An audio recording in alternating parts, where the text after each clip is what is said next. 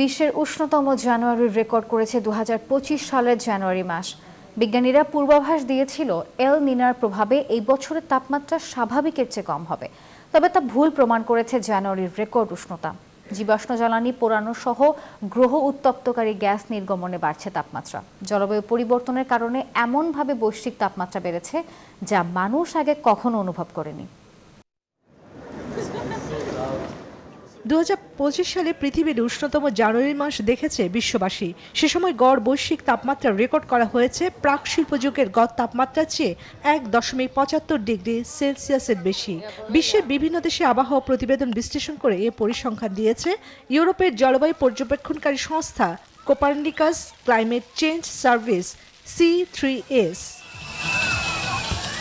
তারা জানায় বিজ্ঞানীদের লার নীলার পূর্বাভাস ব্যর্থ করে উষ্ণতম মাসে রেকর্ড করেছে এবছরের জানুয়ারি মাস। ২০২৪ সালে জানুয়ারি রেকর্ড ভেঙে দিয়ে গত মাসে তাপমাত্রা বেড়েছে 0.১ ডিগ্রি সেলসিয়াস। প্রকৃতির এমন বিরূপ আচরণ দ্বিধায় ফেলেছে বিজ্ঞানীদের। তবে এর মধ্যে সবচেয়ে বেশি আলোচিত যে বিষয়টি ছিল তা হলো এল নিনোর প্রভাব। January was the warmest January globally. এল নিনা জলবায়ুর উপর শীতল প্রভাব ফেলে।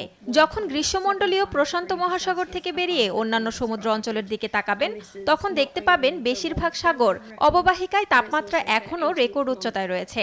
In the last জলবায়ু পরিবর্তনের প্রভাবে বিশ্বজুড়ে তীব্র গরম, প্রচণ্ড বৃষ্টিপাত, সমুদ্রপৃষ্ঠের উচ্চতা বৃদ্ধি, দাবানল সহ ঘন ঘন প্রাকৃতিক দুর্যোগ দেখা দিচ্ছে। দিনে দিনে প্রভাবগুলো আরও স্পষ্ট হচ্ছে। বায়ুমণ্ডলে কার্বন ডাই অক্সাইডের নিঃসরণ কার্যকরভাবে বন্ধ করতে হবে আমাদের। তবে এটি একটি বিশাল চ্যালেঞ্জ, যার অর্থ আগামীতে তাপমাত্রা আরও বাড়বে।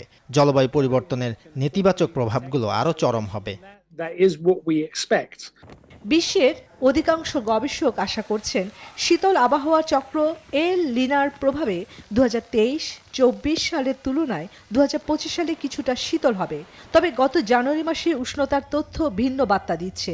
তাই বৈশ্বিক ভারসাম্য রক্ষায় দ্রুত কার্বন নিঃসরণ বন্ধের তাগিদ দেন তারা। চন্দ্রানী চন্দ্রা, নিউজ 24।